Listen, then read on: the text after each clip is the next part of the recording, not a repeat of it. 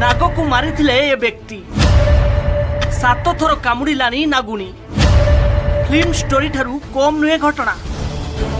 जीवजंतु मारिबा गोटे छोटिया कथा।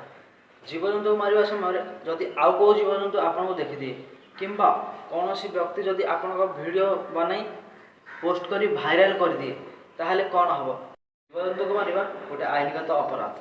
तो जेहेतु आम मनीष आमर बुझा शक्ति अच्छी, चिंता करने शक्ति अच्छी, तेणुक चलो जीवजंतु को न मारी आम ताको रेस्क्यू करवा। तो वीडियो को बड़ न करी चलते स्टार्ट करवा। मु Vijendra, welcome to Vijendra Mahapatra channel.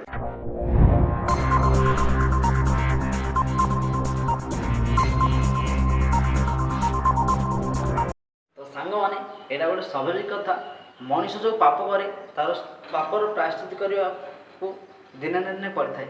किछि लेट होता है, किछि जल्दी होता है, किंतु समस्त को पापर प्रायश्चित करने को पड़ता है। तो वीडियोटी देखिले तो केमिति उत्तर प्रदेश ए लोकटी गोटे नाग को मारी तेणुक ताकू नागुणी 7 थर कामुड़िला। तो यही वीडियो मत एमती लगुच कि से लोकटा शांति सही पार न कारण से जो कुकर्म कर फल ताकू निश्चय मिलूँ। तो सांग माने आम जेहेतु मनीष आमर चिंता कर शक्ति अच्छी, भावार शक्ति अच्छी, तेणुक मुझे आपण मानू कहबी कि आपन को जदि एमती कौन सी जीवजंतु मिलूँ जंगल विभाग पर्सनल टीम रोचन से डाकी से जीवजंतु को रेस्क्यू करातु किंबा आपण द्वारा जदि होची रेस्क्यू आपण जदि स्थानांतरित करें जीवजंतु को तो से जीवटी को स्थानांतरित कर दिंतु जद्वारा कि आपण को मध्य से जीव क्षतिग्रस्त कर माने। चलो देखिए आउ गोटे वीडियो जो थे गोटे लोक नाग नागुणी को हाणी टिक टिक कर देछि तार फल से कौन पाई। शूटिंग करते ही नाग नागिन जाकिर खान के आंगन में आ गए। उसने दोनों को फरसे से काट डाला। इतना ही नहीं, उसका बेटा वीडियो बनाता रहा। बेटा पिता की इस करतूत पर कह रहा है कि वाह अब्बू, आपने तो कमाल कर दिया, एक बार में दोनों को काट दिया।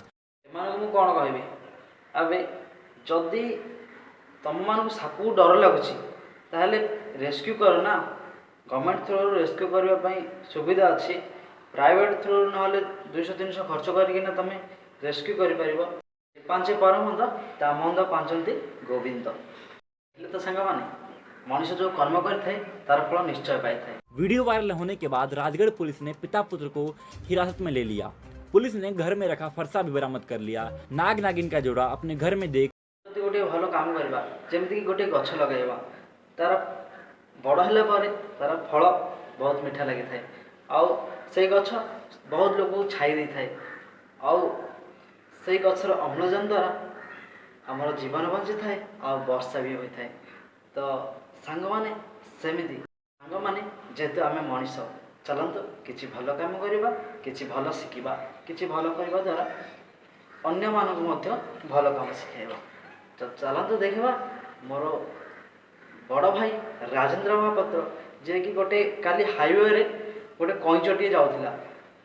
तो से कईच को मरण मुहरु आनी गोटे कुहरे छाड़ी।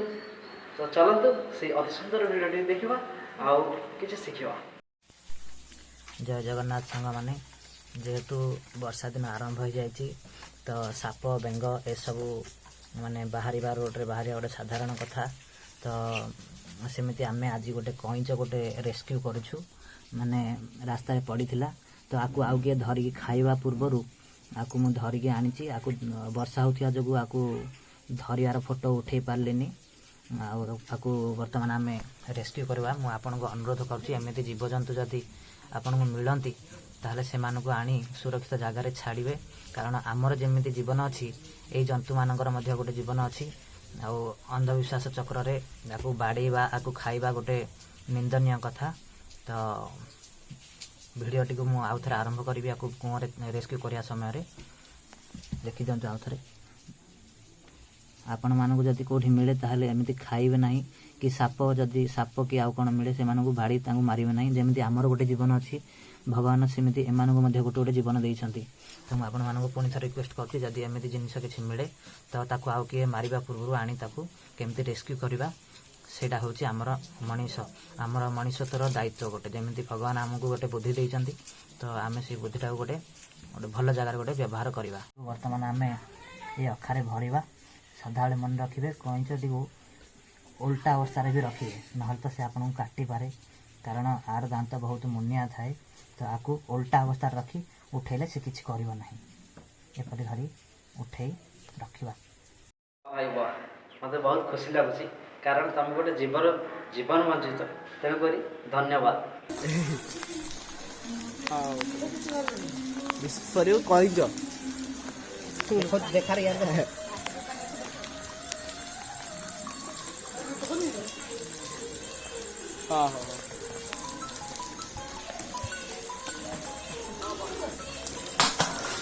ଯଦି ଆପଣଙ୍କୁ ଏମିତି ଜୀବଜନ୍ତୁ ମିଳେ ତାହେଲେ ରେସ୍କ୍ୟୁ ଟିମ୍କୁ ଫୋନ୍ କରନ୍ତୁ, କିମ୍ବା ଆପଣ ରେସ୍କ୍ୟୁ କରନ୍ତୁ ନିଜର ସୁରକ୍ଷା ନେଇ।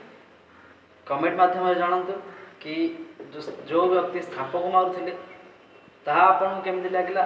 ଆଉ ଗୋଟେ ଭିଡ଼ିଓରେ ମୁଁ ଦେଇଛି, ଯେମିତିକି ମୋ ଭାଇ ଗୋଟେ କଇଁଚକୁ ତା'ର ଜୀବନ ବଞ୍ଚିଛନ୍ତି, ସେ କେମିତି ଲାଗିଲା।